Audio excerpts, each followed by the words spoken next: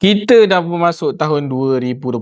Bukan lagi nak cerita pasal azam tahun baru, tapi nak cerita pasal iPhone 18 series yang akan keluar tahun ni. Jadi macam biasa, here we go.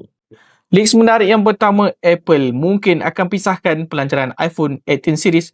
Jadi akan ada dua fasa.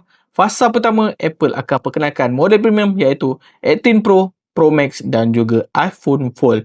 Untuk fasa kedua, Apple mungkin akan perkenalkan iPhone 18, 18e dan juga iPhone Air 2.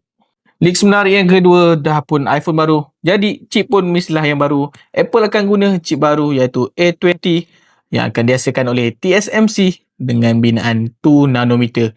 Chip ni dikatakan lagi powerful dan lagi battery efficient. Leaks menarik yang ketiga dan mungkin yang ditunggu-tunggu oleh kebanyakan iPhone user, Apple akan guna variable aperture dekat kamera utama. Jadi bukaan aperture tu boleh disesuaikan mengikut pada cahaya dan juga situasi.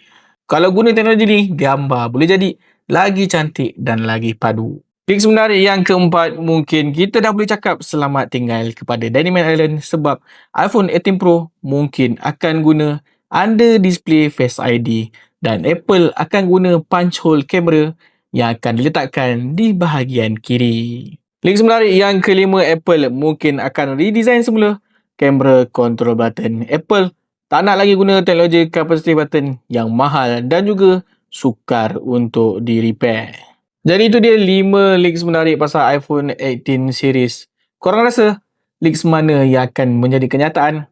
Ataupun korang ada jumpa leaks yang lagi menarik pasal iPhone 18 series? Korang boleh komen dekat bawah.